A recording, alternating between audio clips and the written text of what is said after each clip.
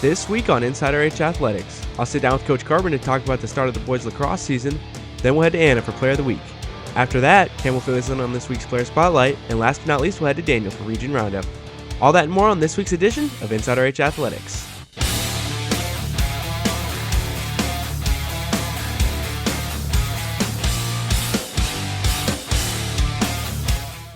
What's up, Wildcats? Welcome to this week's edition of InsideRHAthletics. I'm here with Coach Corbin, the head coach of the boys lacrosse team. How's it going, Coach? Good.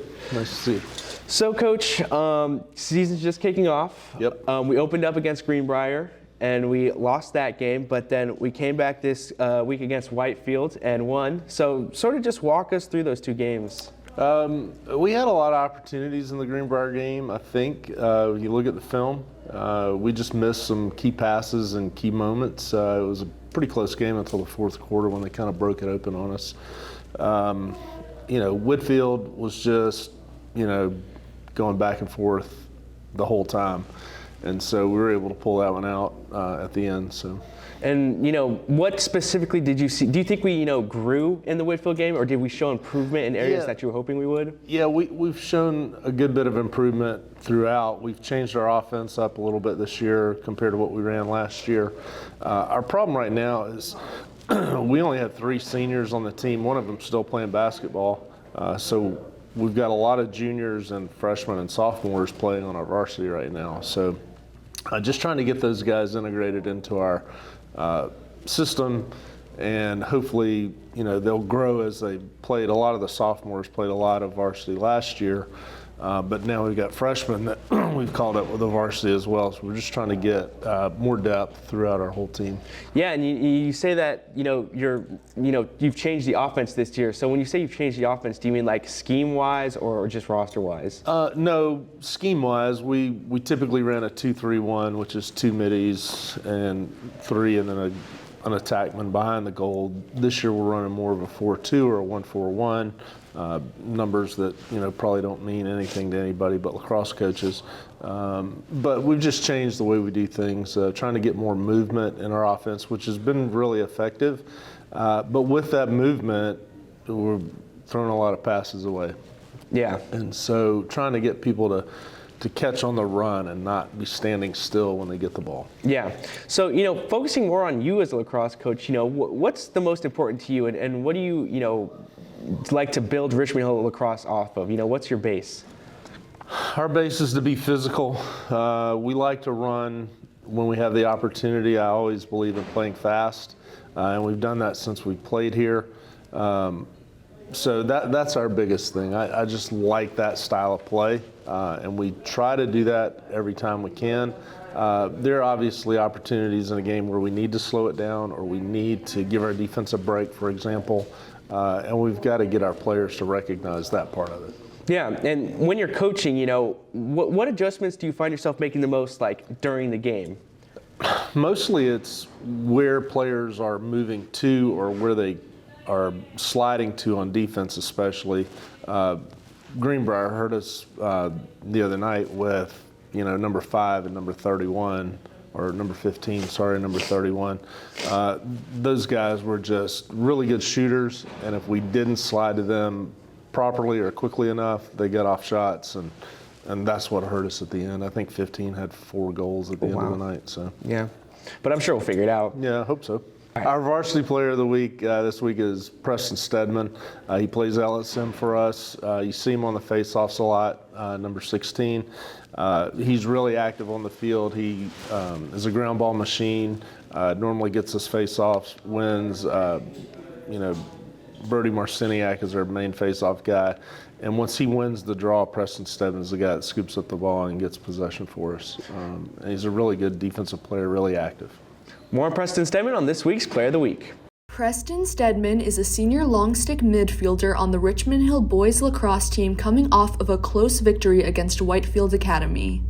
We won 5-4 against Whitefield on Saturday, and for me, I played really well. I had a lot of ground balls and takeaways that allowed us to keep possession. He focuses his goals on the overall success of the entire team this season. Collectively as a team, our big goal is to win the region champion, and We are on track to doing so. We are improving a lot since we've started the season, and I think that we have a good chance to. As a dedicated player for years, Stedman's experience has been pivotal to his accomplishments. I credit my success to playing at a really young age. My parents got me into lacrosse when I was really young, and I've been playing since then. To get ready for each game, he prioritizes his health with good diet and exercise. Off the field, I be sure to take care of my body, drink a lot of water, and eat good, healthy food so that I am prepared and I stretch a lot. The senior has already made the steps to continue pursuing lacrosse after graduation. I do plan to take lacrosse at the next level. I currently have one offer at a D3 college in Wisconsin. I'm also looking into club teams that I could play for because a lot of the bigger schools don't have lacrosse like other schools do, and it's going pretty well. Reporting for InsideRH Athletics, I'm Anna Osborne. Welcome back, now to Player Spotlight. Isabella Romine is a junior on the varsity golf team who plans to continue her golf career into college. I'm going to play in college. I'm hoping to get a scholarship, but I don't know where I'm going yet, but I'm definitely going to play in college. In the physical aspects of golf, Isabella is very confident. However, she believes that most of her weaknesses are mental. Well, mostly it's mental because it's more of a mental sport than it is a physical sport. So it's really, the focus is a really hard part of it. But other than that, it's pretty good. Isabella says that she's inspired by her teammates Lexi and Amanda, as well as some of her coaches. My teammate Lexi and Amanda, they're both great, and they really pushed me to be as best as I can. And Coach Huff is great too. He's really a good coach. Though they do have a practice round before each tournament, Isabella says that the biggest preparations are mental. Well, typically we have a practice round before each tournament for school. Really, it's mostly mentally that you have to prepare. You have to, lock in and, forget about things that are happening everywhere else. We warm up before each tournament, and yeah, it's fun. Reporting for InsideRH Athletics, I've been Cameron Clark. Welcome back. Now to Region Roundup after the break.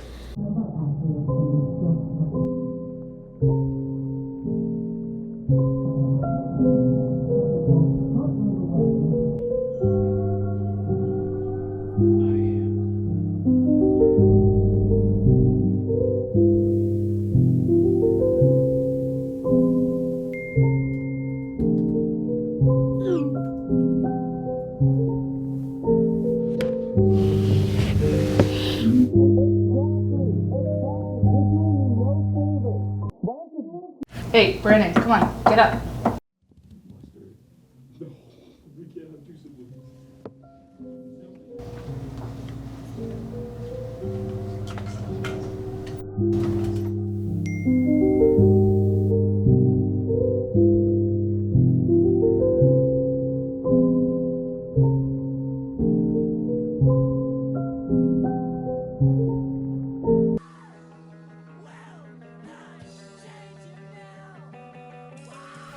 We're gonna sing! We're gonna dance! And we're gonna act! But most of all, we're gonna be ourselves. Yeah!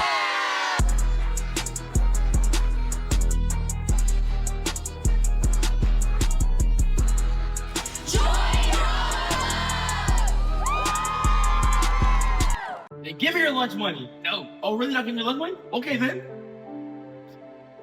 Hey, man, are you okay? I'm not okay. Actually, I don't hate him. In fact, boy often sins from immediate control, which should come from being powerless at home. Children from troubled homes may witness or experience aggression, which could lead them to believe it's a normal way to interact with people. Bullying can be a way for these individuals to deflect attention from their own pain onto other people so they can feel better about themselves.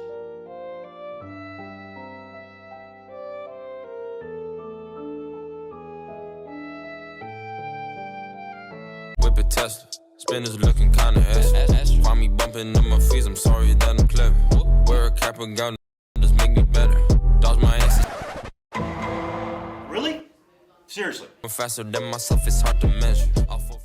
Welcome back. Now to Region Roundup. What's up, Wildcats? I'm Nicolas Lopez here with the Region Roundup for this week. Let's get straight into it.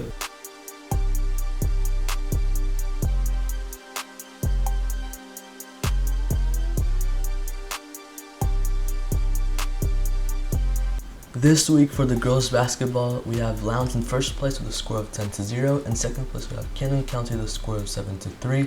Third place, we have Valdosta Wildcats with a score of 7-3 as well. Tift County in fourth place with a score of 5-6. Cocoa County in fifth place with a score of 2-9. And Richmond Hill in last place with a score of 0-10. Now moving on to boys basketball, we have Lowndes in first place with a score of 9-1. In second place, we have Valdosta with a score of 6-4. Camden in third place with a score of 5-5. Richmond Hill in fourth place with a score of 4-7. Cocoa County in fifth place with a score of 4-7 as well. And last place we have Tift County with a score of 3-7. Well, that's all for you this weekend. Let's get back to the studio. Have you seen the bar show this morning? Oh yeah, she looked a hot mess, baby.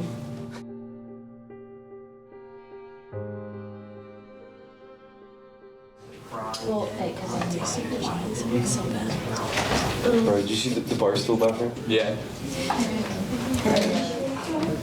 Hey, are you okay? I don't know. The school Instagram account kind of posted something about me. Hey, if you're talking about the Instagram post, I saw it. It was pretty funny. Saying like, that's white, that's not cool. No. Let's go talk to someone. Okay.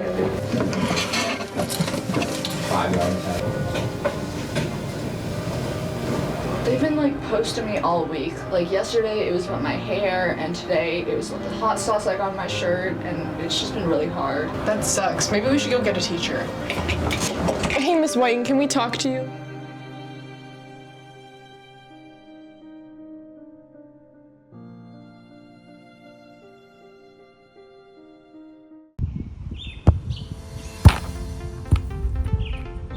Man, I love spending time out here at this awesome park off my phone.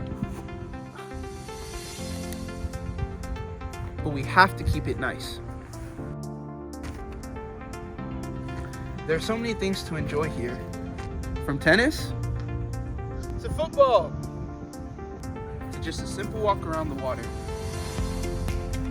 But in order to enjoy it, we have to maintain our spaces. Unlike these guys.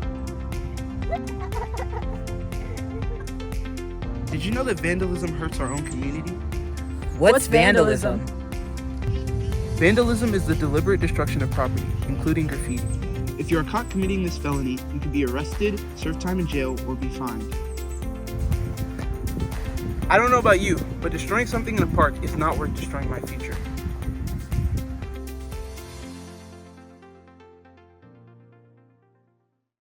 This is boys volleyball. Check it out. It's not enough. Few solid left, but it's not enough. Few that are really step, but it's not enough. Say you bigger than myself, but it's not enough. I get on their ass. Yeah, somebody gotta do it. I made them mad. Yeah, somebody gotta do it. I take a G-pad. Yeah, watching do it. Turn this TV off. Turn this TV off. Turn this TV off. Turn this TV off. Turn this TV off. Turn this TV off. Turn this TV off. Welcome back. So, Coach, to finish off this week's edition of InsideRHAthletics, just tell us how you're getting ready for your next few games. We're working on the things that we messed up Friday and Saturday, things that we think needed work. One of those was, we went over yesterday, was with 2 minutes left in the game and you're up by 4 goals or less. It's called get it in, keep it in. You have to get it in the box. Took a timeout to go over that point one more time before the 2-minute clock started to wind down, and we messed it up almost immediately and gave them possession back with a really close score on Saturday. So obviously things that we messed up, just catching and throwing, that seems to be our weak point right now. And we do it really well in practice for the most part. It's just Friday and Saturday night, it didn't turn out well. We had guys in scoring position, passes were on the money, and we just missed them for some reason. Yeah, well, I know we're going to figure it out. That's all for this week's edition of InsideRHAthletics Wildcats. I'll see you guys next week.